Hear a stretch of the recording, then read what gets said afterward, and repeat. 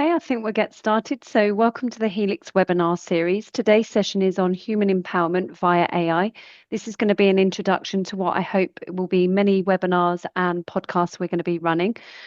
Joining me today is Darius Wallace and Ash Malpass. Fortunately, they are colleagues of mine. They're going to go through some exciting stuff around AI, and hopefully you'll enjoy what we're going to share today. Before we get started, just a couple of reminders for those also that are new to Zoom.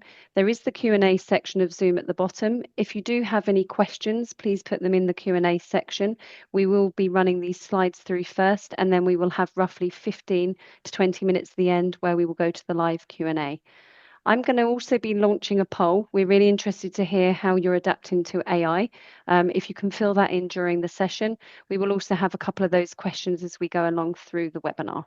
So with that, I'm now going to hand over to Darius to get us started and to do his formal introduction. So over to you, Darius. Thanks. Good morning, good afternoon, good evening to those joining the session. My name is Darius Wallace, solution architect working within BMC Helix, and wanted to take the time to go through and talk to you about how AI is an enabler for getting results and moving folks into higher level activities.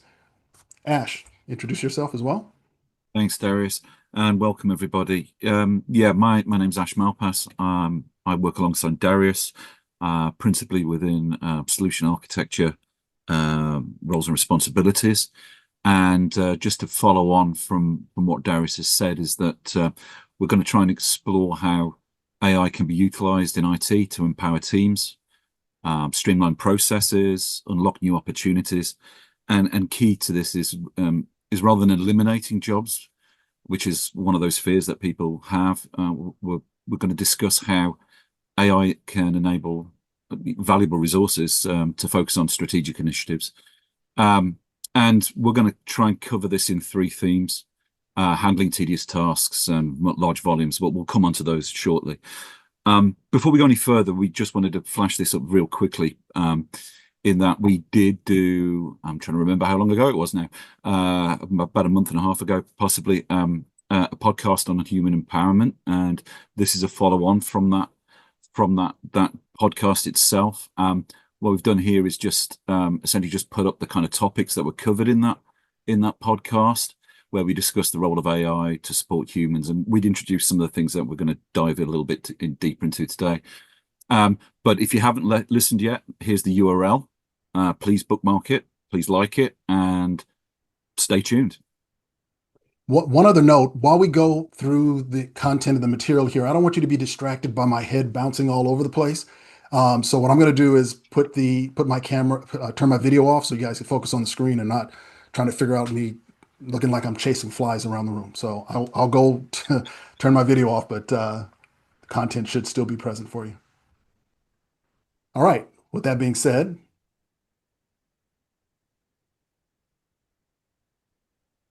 so okay, go ahead, Ash. Yeah, okay. So as we come into this, we put up a quick first of our survey questions, of which there'll be, I think there's 3 or 4 of these coming through the course of the session. So please take a look at these, and what we're trying to understand and baseline here and get a feel for is what kind of state your organizations are in at the moment with the adoption for AI. And are you just getting started? Are you piloting in limited areas? Do you have some things working but just within restricted domains? Are you fully integrated across all the functions? And are you just not currently exploring AI right now? So please take the time during the course of this to fill out this first survey section.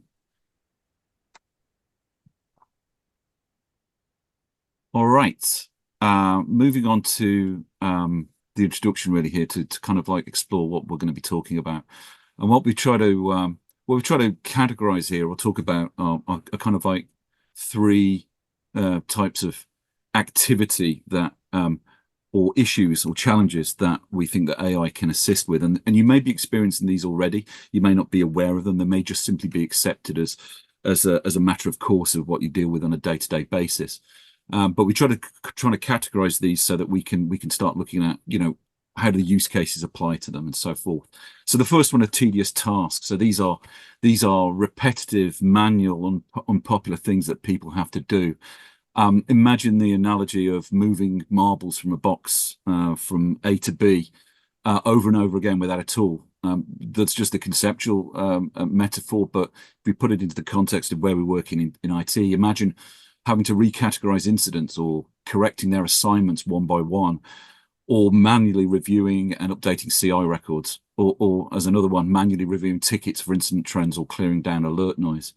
As a result of those kind of activities, sometimes these things can be resisted, they can be avoided, and due to the tedious manual nature of them, they can also be prone to error, essentially. So these are what we're kind of like labeling as tedious tasks. If we look at the next one, the next characteristic are those kind of scenarios where there's just a volume of data to process. Those could be, as an example, sifting through log files to find errors to assist in root cause activities, reviewing incidents for problem candidates. That kind of scenario deals with large volumes and has the aspect of tedium, and is often looking like, can look like looking for a needle in a haystack. And these kind of activities are overwhelming, they're untimely, they're time consuming. And as a result, people are reluctant to undertake them. They clearly put you into a reactive mode because of the time taken to actually process these. And also, as with above, anything that's monotonous is going to be prone to error as well. And our final example is this concept of establishing connections. So what we mean by that is getting information which is dependent on analyzing relationships between elements to uncover insights. So the example here is building on the root cause that we just talked about. Imagine taking that example of trying to go through log files, but adding the need to cross-reference against multiple systems of record or data stores, such as knowledge repositories, ticket history, event timestamps, or actually, to get to the answer you're after, to need to hold a meeting with a human, provided you can identify and access all the data and access actors that may be needed to get to that point. So these are difficult or potentially impossible to perform. They're also time-consuming as well. And as a result, they're either not performed or we resort to guesswork, essentially. So when we look at the overall aspects here, these kind of combination of activities can result in employee disengagement. When we have repetitive or time-consuming stuff, we're not really motivated to do that. And also because of the nature of the errors that come in place, then it can lead to poor performance. But ultimately, one of the key points that is overlooked here is that these types of activities are reactive, deeply reactive in their mode. And what AI potentially allows you to do is to start shifting away from that mode, from a reactive mode to a proactive one. And this is probably one of the most key and most important ones where we get to benefit and gain. So one of the things we also talked about as coming into this was the human empowerment, and certainly from a podcast perspective, we did touch on, if you did tune into that one, we did talk about some of the fears that get in the way of adoption. And when we look at tedious tasks, one of these would be that the premise that will AI replace me, essentially. And what we would say is that, the counter to this is that when we look at the use cases and where we have to do, that can eliminate those tedious tasks, it's quite key to align AI to use cases that free time up, reuse time for the higher value activities. And these are the type of activities that really, quite frankly, nobody really wants to do. And I'd add to this point that, the concept of AI replacing me, nobody actually uses that phrase necessarily in the when we look at automation, for example. Automation, in theory, could have a similar fear, but I think we all recognize that automation, when done correctly, is a positive thing which frees time up. So think about AI in the same kind of thought process of where we also regularly talk about automation. Just to provide a little bit more context, we kind of touched on this in the podcast as well. Innovation in technology has been going on for decades, right? We've had many examples from machinery being used on the assembly line to all kinds of things that have happened over time. And it's been more so the adoption to leveraging that capability in order to improve how we do things that we do. I mean, the introduction of cloud, all these other things that are coming into play. It's not a matter of does it have an impact? It's more a matter of how do you understand that impact and leverage it to serve you better in what you're trying to accomplish. And those are where the opportunities are. Yeah, thank you, Darius. So yeah, so volumes of data. These are, this is I just can't do. I can't react fast enough. I can't process all of this as much as an AI can do it for us. But essentially, what we should be really viewing here is that we're there to be the recipients of what the data processing has actually performed for us, and to exploit those results. If I was to argue that we can compete with AI in terms of the processing, that would clearly be wrong, because the AI can scale, and we don't scale in that same way. But with the correct use cases and the correct understanding what the AI is doing for us, we still retain that agency. We can still make decisions based from it, and that leads on to the establishing connections. Essentially, this is the next piece, which is AI will make decisions that I don't understand or trust, and this is really about not understanding what it's actually doing, where the data could be coming from, and again, that's something that can be an inhibitor to adoption. And when we look at it, the counter that I would add is that, again, building on the last one, as humans, we still have decision-making agency involved in this. And more importantly, the results that AI can build from us in terms of that connectivity, we still, as humans, need to verify, okay, the results and whether they're effective or not. And we should still have that agency in making those decisions. Darius, anything you want to add to that? No, you hit the nail on the head. I mean, what the key thing is that there may be other things that AI benefits, but what we really wanted to hone in on is to keep it pretty focused around these three areas, which, dealing with tedium and allowing AI to take that off your plate, making it feasible to deal with large volumes of data. I'm sure all of you have some experience of understanding things on scale and not being humanly possible to do certain things. And by having AI, it opens the door for you to now do things you would have not even considered doing before, given the amount of data that needed to be assessed. And taking that data and organizing it so that you can then act upon it. And then, of course, to summarize again, establishing the connections is on point. Making those connections, especially in the case when you have a lot of data, being able to find those nuanced relationships that you would not have found otherwise. With that in play, we kind of wanted to open the door for another question to understand what are the barriers that you may be confronting with AI? What things may come in play? And we put out a few examples to illustrate the areas, but we didn't want to constrain that. So there's another survey question that will be in your queue to go over and take a look at and be able to fill that out. So we pop these up to set context and then hope that you'll be able to continue to fill them out in the background as we move forward through the deck. Okay, with that in mind, we're going to switch over and look at the first scenario that involves setting that up. And Ash will take you through an example of a use case where AI is being applied. Thanks, and Darius. Illustrate how that lays out. Okay, so we're going to talk about root cause isolation now. We're specifically going to talk about this in the context of operations management. And we're going to just point out initially where customers can be before adopting and using AI. And we're just going to take you through just a real simple use case and walk you through these steps of what a scenario could be before. So we're in the situation where we've got an operator essentially who's doing some manual investigation that could be set at their console, essentially. And in terms of what they've got in their queue, they could have a storm of events in theory. These are all essentially multiple red events that have come into their queue. They've got a view of them. And one of the first things they've got to do is to find out which one do I respond to first, which is the most important, right?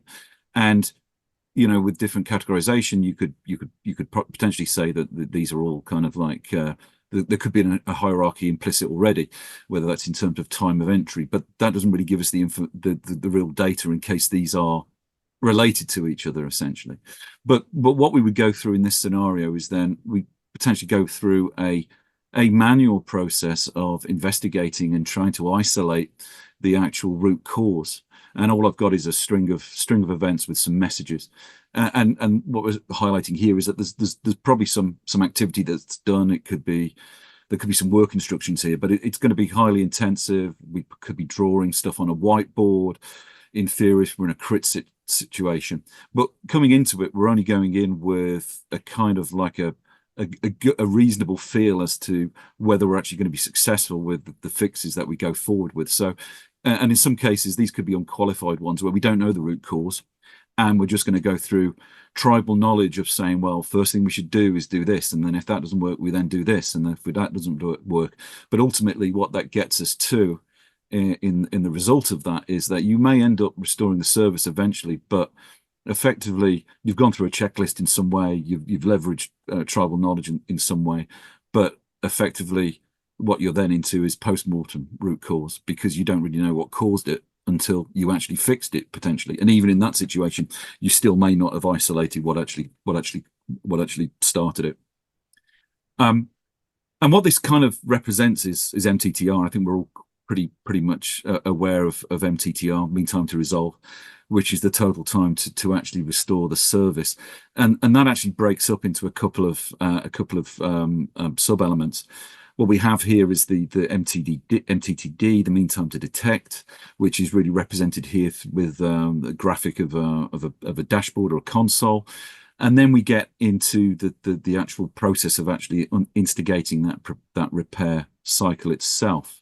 So Darius, if you want to skip on. And that can, as I mentioned before, that can be comprised of things like unqualified fixes, tribal knowledge, maybe there's some run books.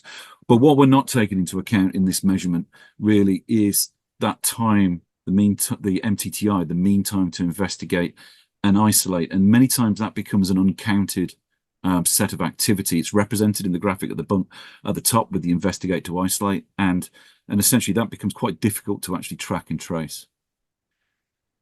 So it's important to note here also that the MTTI oftentimes is overlooked because frankly it's a hard metric to track if you think about it.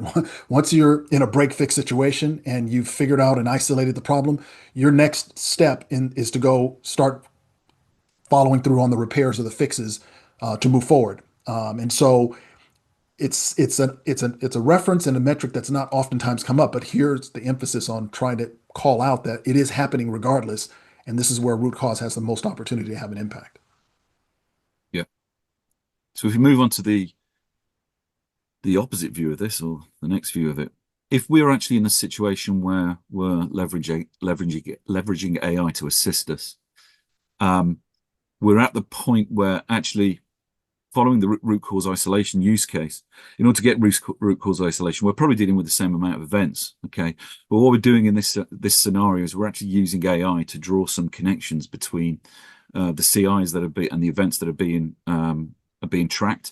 That is a case of tracking the topology, logs, metrics that are encountered across a time series, essentially.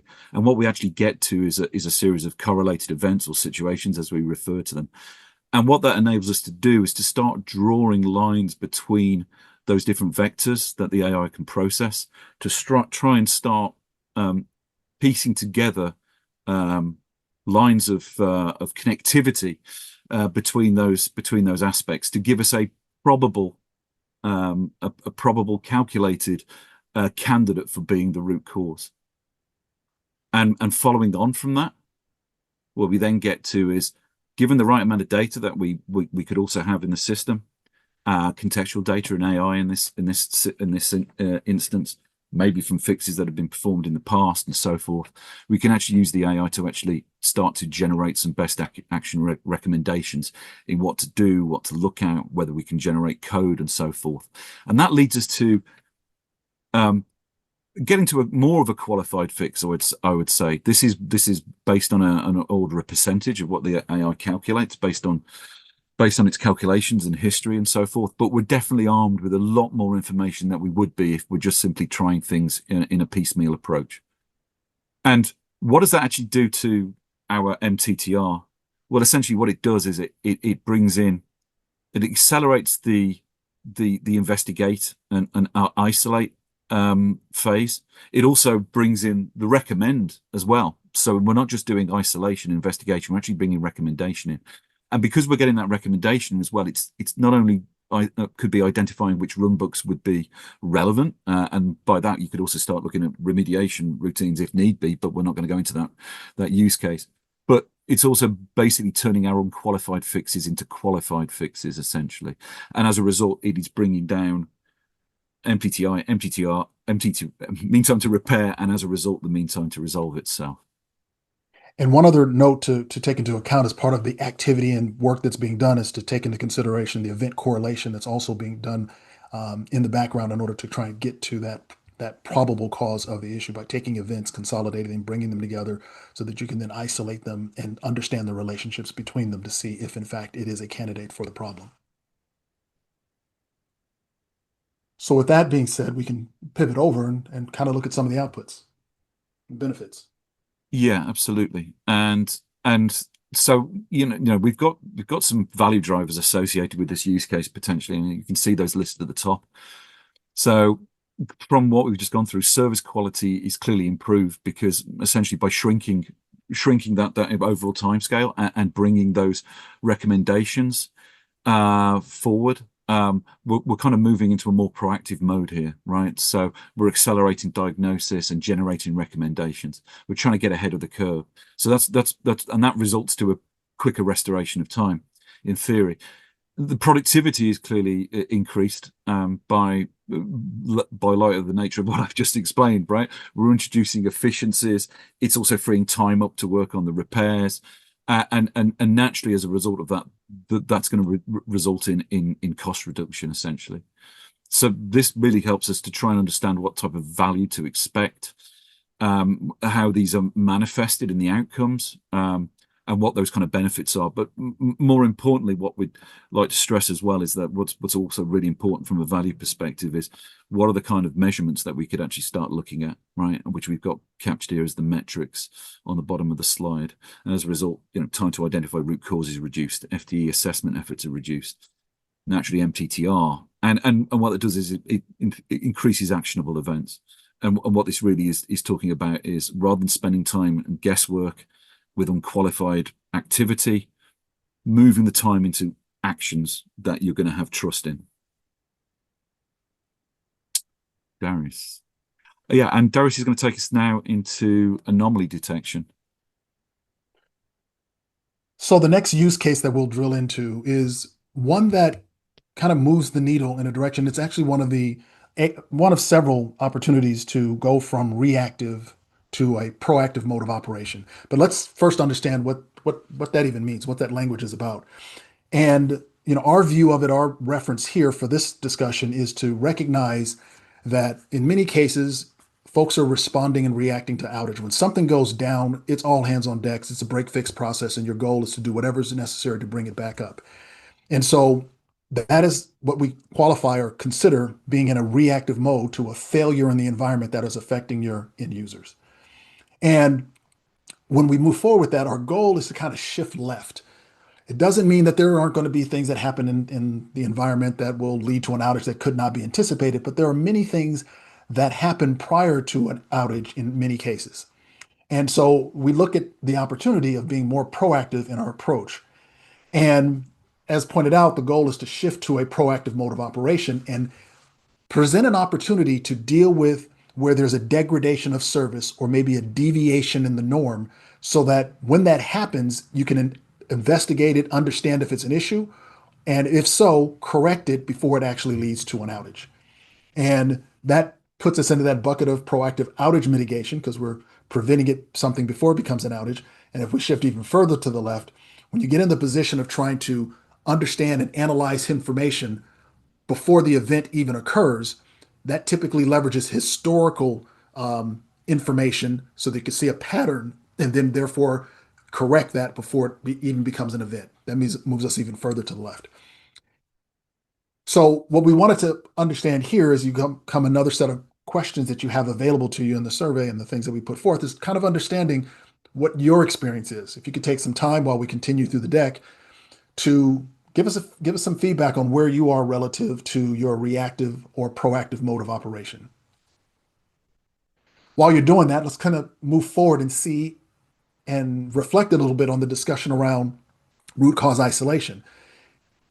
It generally falls in the break fix. When something fails, you get into root cause and you're trying to address the situation.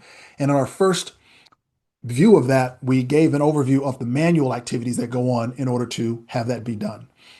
And if we look at the opportunity here, when we introduced AI into the equation, it allowed us to get our systems back up and running quicker because we were able to isolate the issue a bit better and a bit faster. So it still leaves you in the reactive mode, but one of the notable benefits is your time to get back up and running is drastically improved. As we start looking at moving even further left, we use anomaly detection as one of those use cases that allow you to have an impact and understand things before they become failures. Anomaly detection is largely about noting when things deviate from the norm. When you're using static rules, you may have some challenges there, but it does get you into that proactive mode. But in order to leverage it manually or have static rules in place, we run into some issues. Let's just highlight that real quick just to understand what those issues may be in play when you're trying to do this and keep these alarms up to date. And some of you may have turned this on, put some alarms in place, and then got overwhelmed with the number of alarms that have come through, and they became more of a distraction than they were help in order to get in front of things. But let's understand why that comes into play. So if we just start off with understanding that you come in and you establish a static threshold, and then when something gets to a certain level of degradation of performance, then it will lead to a failure, and that failure will then translate to triggering an event. Okay, that's the baseline general reference here. Let's now apply this to kind of day-to-day operations. You may have enough insight on a particular aspect of your infrastructure or a particular component in your infrastructure and understand that it performs very well within 0 to 69%. Say you're talking about CPU or something like that. You could apply it to storage or capacity and understand in what stages do you perform well. But at a certain point, when the resource gets taxed, things start being impacted, and it may have an effect on the ability to get things done. And with that in play, you're finding yourself react to those abnormalities. It doesn't result in a failure, but your opportunity is to address those things before they become failures.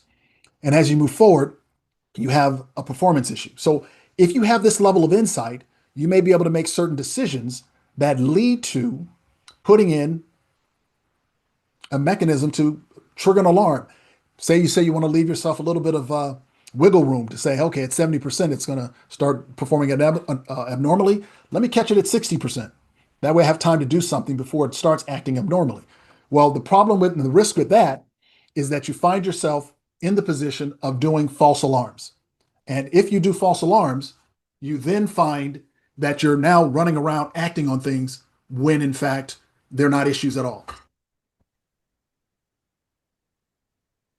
So as we come back and look at this, you end up saying, okay, well, let me bump it to 69% so that I'm right at the level that I need to be.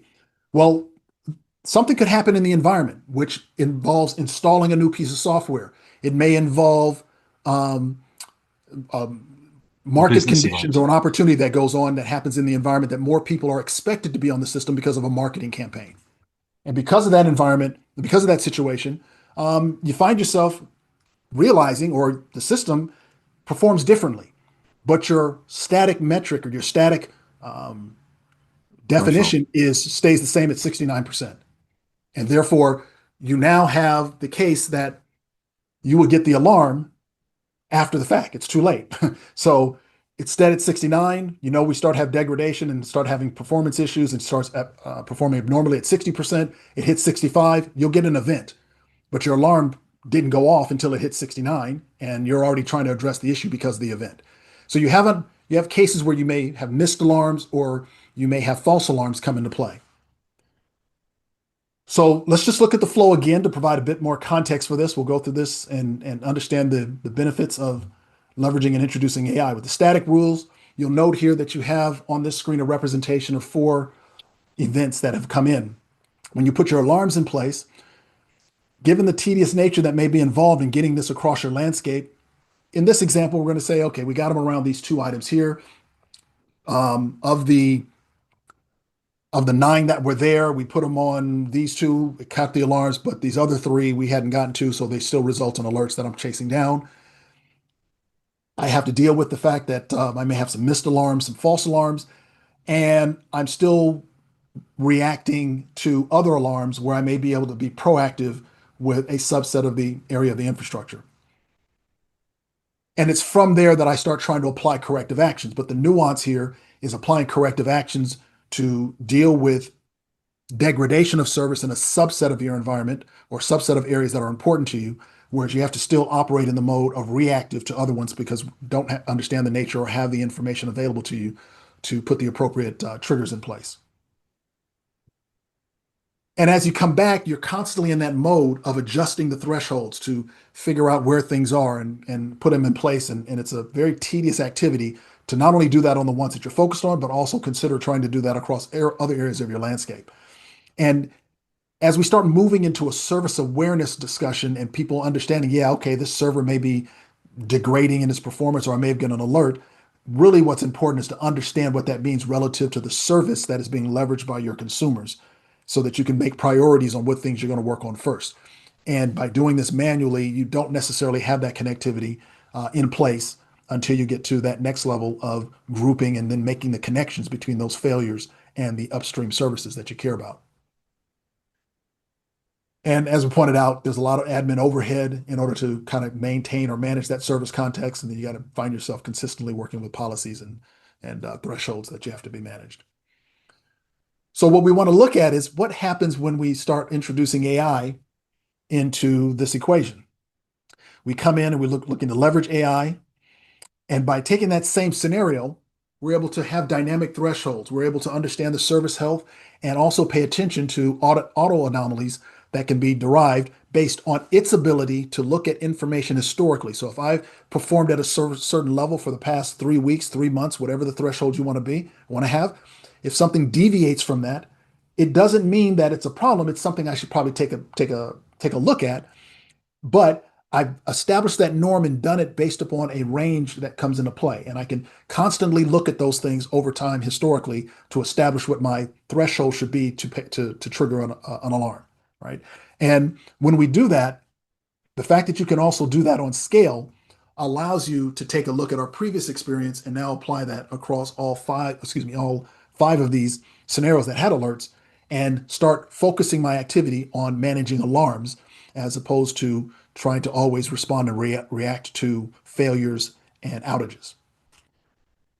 And with that in play, that gets me in the position of dealing with alarm-driven actions more so than dealing with the corrective actions of failures. Doesn't mean that you still won't have failures. It just means that the amount of those should go down.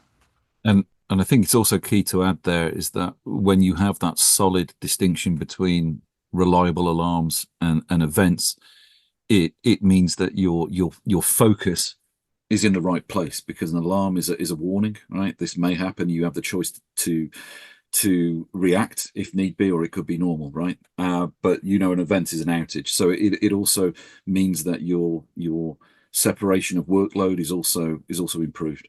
Sorry, Darius, just wanted to throw that in. No, it's all good. Absolutely. So you'll note that the movement or shift to the left moved even further to allow you to be in a better position to get into or be aware of failure, degradations that happen in your environment.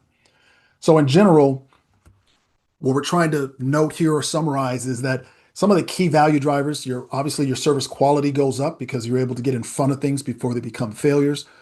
You're minimizing and reducing the risk that's in play with regard to the stability of your environment, and the effectiveness of using your resources to focus, as Ash just pointed out, your activities means that it also makes those resources available to do other activities, higher level functions, as you're maintaining the stability of your environment, as opposed to going off and hiring more people to do that work, you freed up the people you have in order to do more work and scale across your organization.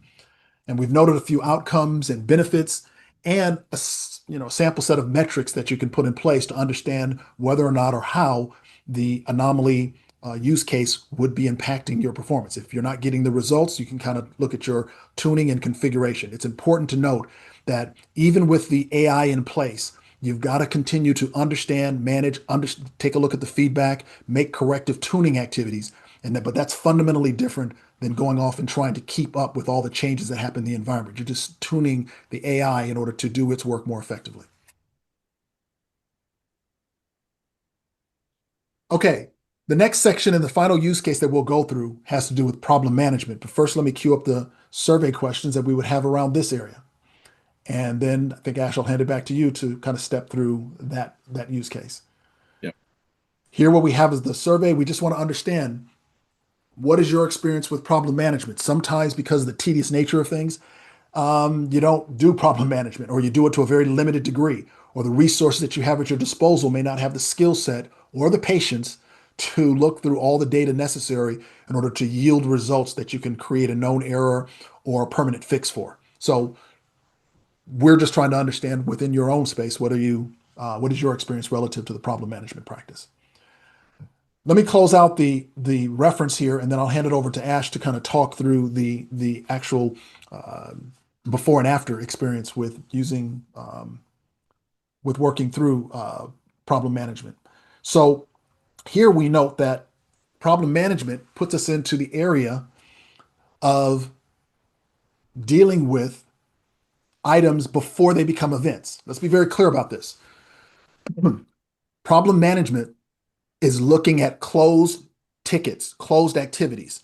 It is not in the break fix process. Problem management is looking for trends and looking for things that have happened in the past, looking at historical information and leveraging that historical information in order to address subtle issues that you may not have seen before. Classic example is something keeps going up and going down, and they fix it real quick. They got better at fixing it, but this thing just keeps doing that every other week. It's happening. But because it's sporadic, you don't see the connection or the similarities of this thing keeps popping up. So by seeing that trend, being able to surface that, you're able to then go and put something in place to fix it or to provide a workaround that prevents it from happening in the first place. Right? So that leads us into a discussion of just illustrating what that experience is about. Thanks, Darius. So so in terms of proactive problem management, the way we view this is that without some of the higher level AI functions, when we look at a problem manager, they're going to be dealing with as Darius said, a group of closed tickets, right? And that falls within the both the tedious and the volumes of data kind of scenario that we talked about, and it may take time to go through, categorize those, to report against them, to investigate what their causes were, how they were resolved, were things like knowledge articles used alongside them, and that all kind of like translates into reporting time, and that's just in terms of generating reports themselves. But that then obviously leads on to the next stage, which is actually trying to work out what are the commonalities between all of those, essentially, and that represents the candidate, the problem candidate investigation. And you've also got to determine whether is this a known error, which would be handled slightly differently, and that should eventually result in a permanent fix or a known error, essentially for publication, right? But when we look at the concept of leveraging AI in this scenario, we're going to have the same set of tickets essentially in this scenario. But what we're actually doing in this scenario is we're using and leveraging the AI itself to be able to group related tickets together. So what we're doing here is we're isolating down, we're grouping them based on various different potentially keywords, and in order to create these clusters. And those clusters enable us to zero in and to look at potential related incidents which have recurred over time because of by the nature of the fact that there are multiples of them. And that essentially accelerates us through into the investigation, the no error identification. And that ultimately leads us to a quicker permanent fix or no error. Essentially, we're taking out a large chunk of the reporting time here. And the key thing I think to note when we come back to our shift, when you leverage AI, it's not a matter of shifting so much to the left because you're in that analysis aspect on the backside, but by having a more robust ability to operate in the problem management practice, you'll likely surface more items that will lead to preventing events from occurring in the first place. And as we look at, oh, go ahead, Ash. Sorry. Yeah, no, I was going to say, I can take it if you want, but essentially, again, following the same principles of the use case we covered previously. As you can see here, this the value drivers that we've outlined here is service quality, because obviously that drives us to being able to prevent incidents from recurring. In some instances, it's going to also reduce risk. Again, because we're preventing incidents from recurring in the environment. It could be that those incidents themselves are related to critical infrastructure, and naturally the ability to get to that kind of seam of related incidents is also going to give us the productivity improvements, and the cost reduction itself is not only in the aspect of the time taken to process the reports and to come to the conclusions, but ultimately, because by the nature of this is that we're preventing incidents from recurring, then that has an overall benefit to the generic costs of the service desk in its entirety. And again, as you can see there, these are the types of outcomes that you get from doing this. It's about clustering incidents into hotspots, reducing the triage, being able to see the resolution time, the summaries, effort expended, priorities, and trend data of incidents, which would all, theoretically be done manually or through complex reports. Obviously, we're also grouping and adding into that mix resolution summaries so we can see how things have been resolved, and also the ability to bring in knowledge articles. Where have knowledge articles been used in this instance to resolve these? Obviously, if it's a knowledge article and it's been applied multiple times, then maybe that's actually a problem that we've got here, and we shouldn't have a knowledge article. We should have a fix for it potentially, and all of this helps us to align those incidents and potential problem candidates to undertake the investigation. So it has although in theory from the explanation it's a very simplistic kind of use case, it has a broad set of benefits. One of the key things to note here is that as we close on this particular use case, pretty straightforward as a use case, but problem management done manually is hard. It is difficult to do it on scale across the organization unless you actually invest in resources that have the skill set, the patience, and the ability to kind of know how to navigate large volumes of data to find these nuanced issues that are not obvious, but they keep repeating themselves, or other things that may come into play. So that's actually where I was going to start with, as far as pointing out that, yeah, to Ash's point, problem management is pretty straightforward as far as a concept. But as far as putting it in place and being able to have people focus on it, it's not a break fix process. It's analysis and activities, and can be proved to be hard to the degree that many customers don't invest heavily in this side of the fence until they get very mature to be able to leverage some means by which to facilitate automating finding these kinds of problems, right? And so as we plant this seed, we'll also note that if we combined and start talking about how use cases can complement each other, we talked about anomaly detection. Anomaly detection deals with deviation from the norm. Sometimes folks go in and think, oh, that's an alarm, same as alert. So what I'll do is I'll create an incident and have somebody go look at it and work it from there.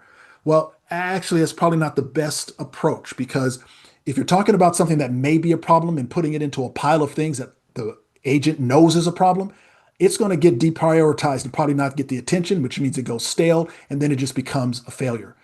However, if you could take anomalies, do the initial assessment of it, it may turn out that it's something that's a better candidate to put into the problem management queue. Therefore, if somebody has a lead on something that your automation and that your AI has done in order to identify that something's deviated from the norm, this is not something that I can associate with an event that I anticipated. Let me put it in the queue for somebody to hopefully get on this and take a look and give the level of priority on it, to have somebody look at this and analyze it from a different area so that I can then either address it or create a known error or get in front of it before it becomes a problem. So we just wanted to close with that and kind of step into the last slide, which really goes into some of the key takeaways. And we'll go through this pretty quickly because we want to leave some room for questions and things that may come up at the end of this and get some feedback on the surveys. All right. Thanks, Darius. So this is kind of like the last slide, and we're just trying now to bring it back to where we came into this, which was after demonstrating the kind of, I guess in general, the shift left aspect of leveraging AI and what benefits it has for you. We wanted to give you a few takeaways, and we've coined this phrase, the 4 T's, as in 40, but I don't know whether that works or not. But anyway, there are 4 T's here. And the first takeaway really is the importance of transparency.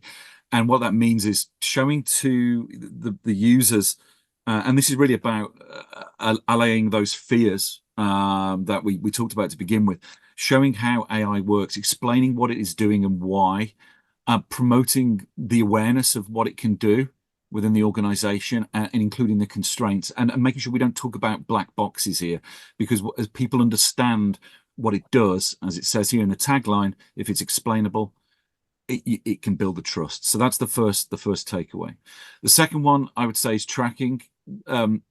So it's about monitoring the impact here. Monitoring and tuning as an ongoing process is going to improve the accuracy, the results, and as a byproduct, trust. And when we talk about that, we don't just mean the performance, which would largely, in most instances, is going to be based around the quality of, in some instances, it's going to be based around the quality of your data, but also measuring adoption rates, right? Seeing what the effects are, those metrics and value that we talked about in the previous slides.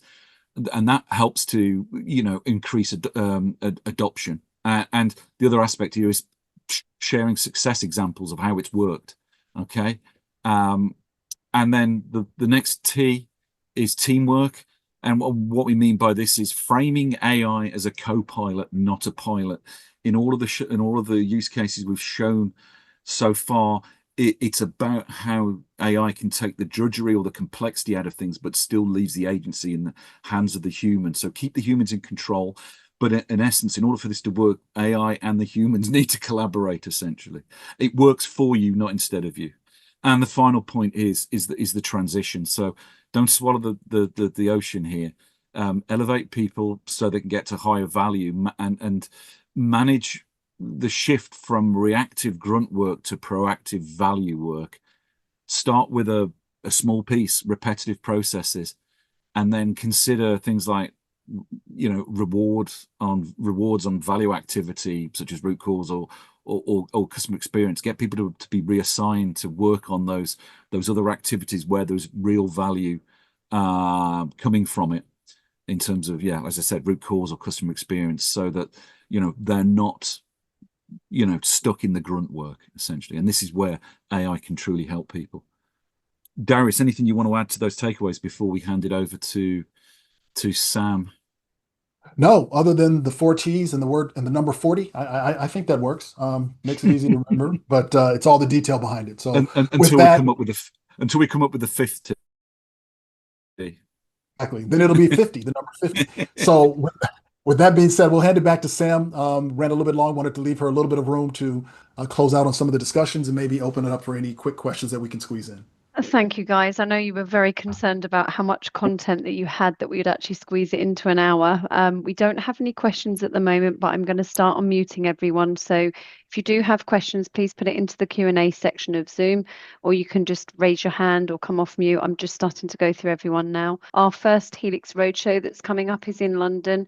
I'm sure many of you will be there. We've got some really great events going on. We do have user groups. So whenever we run webinars, a lot of the requests we have are around meeting with product managers, key personnel that have technical skills. So they will all be at these different roadshows. So if you haven't already, These are the dates in mind. Some of them are alive now. If you're not sure, I will be putting the link into the thank you email. We will be sharing today's slides, and I will also give you the link to the podcast that's been referred through this session today. We are also in the process of doing the next podcast, which is going to cover some of the topics we've discussed today.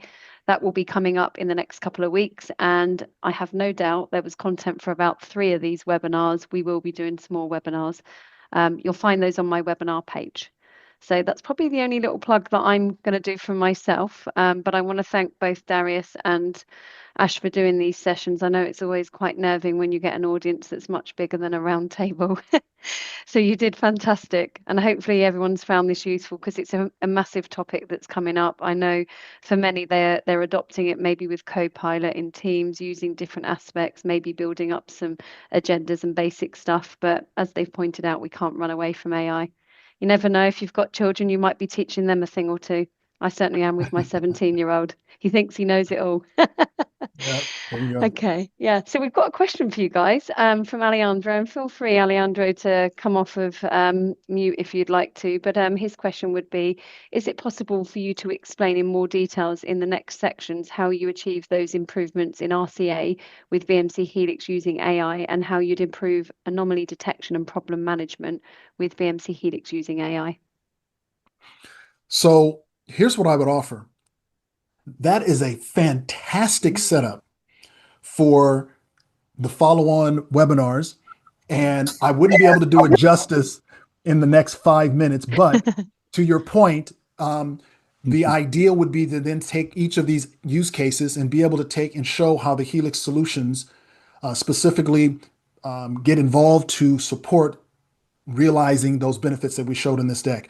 But at a very, very high level, and to allow time for us to maybe queue this up for a deeper dive, we tried to squeeze as much can. We actually had a 4th use case, but we knew we didn't have time for that as well.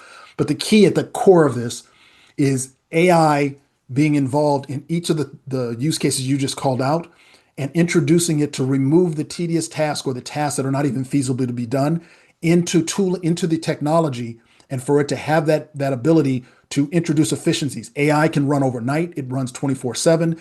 All the things you hear about AI, it can do that churning to then render results that you can act upon. And if you apply that concept in the area of doing things like root cause isolation, a lot of that is trying to find out what actually happened here. Something over on to the right happened that affected something to the left that ultimately caused a failure that's coming up that I'm seeing on my screen. Being able to trace back to a sequence of events or a change that may have been introduced into the environment just 20 minutes ago, and now all of a sudden I'm seeing a failure in the very same environment that I'm focused on. I'm not going to leave that to coincidence. But if I'm not connected to know to look in that area or consider changes that may have happened within that window of time, I may have been chasing a squirrel, not knowing that somebody made a change to an environment with a recorded record reflecting that change. So I didn't do that justice, but what I would do is leave this here to be a tease for taking each one of these use cases and us focusing on it as a webinar in and of itself, and potentially even showing how the product illustrates those capabilities. Yeah, and I would add to it, it is a great question. I think one of the key things here is, although we've started to, in this session, we've shown a few related use cases and how they might link together. We haven't been necessarily explicit in that, and there's probably a reason for that. But what we could do is zero in on one such as this, where we actually start to demonstrate how the individual use cases actually align with each other and what the path is to establishing them. So yeah. That's good. It's a good input for the next session. So that's pressure for Alejandro to join the next one, and pressure for you guys to create another. We like work. Thank you for the question, Alejandro. I see a number 2 in the thing. Was there another question that came in? No, it was just saying thank you for the session, Alejandro. I think you came off mute to say hello to us. Thank you. Okay, thanks. Yeah, thank you everyone for the presentation. It was very interesting. Thank you. And it was the same from Andre as well. Appreciate your feedback. We don't always know if topics, often people are expecting just product related stuff. Obviously, this is tied to product to a degree, but it's more about the fear of AI. I know it's a lot of topics that I see on LinkedIn about how to work AI into your role and not fear that you're going to be eliminated. So I think it's a really interesting topic to to bring to the table. So And thank you. I would add, there was some intent for us to not go into an actual demo of the product because we didn't want this to be at this stage. We really wanted the concepts to resonate and hopefully give some insights, because how you apply them is what's important to us. And you have various technologies in your environment. So it was more the principle and concepts of AI and understanding how to embrace it, or how to leverage it to move the needle forward in certain areas. We will then do sessions specifically around how we believe that at BMC we do it better than anybody else within the product element of it. But we wanted to make sure this stage was set so that you would be able to leverage the information and apply it as it fits to your needs in your organization, independent of what technology you may be using. But as a reminder, BMC does it better than anybody else. I just want to plug that in there. So one other thing, Sam, do we have any? Did the surveys come through, or do we have any results if you guys haven't done that? I will draw down the poll. I will have a look at those. They come after the event, but we were getting people filling it in, so we'll have a look. Okay. We'll also be sharing a very quick survey out. It's like 5 or 6 different questions, but that will be sent with your thank you email. And we need roughly 24 hours or so to get all the content edited. Obviously, we don't have a lot of questions, so it makes it even quicker. I will try to get this out to everyone tomorrow for those that registered and attended. And then obviously, if you have any ideas about other content like Alejandro, please just pop that in there and let us know, and I will work with this team. But I will be sharing that out. And yeah, Perfect. if you need any help, reach out.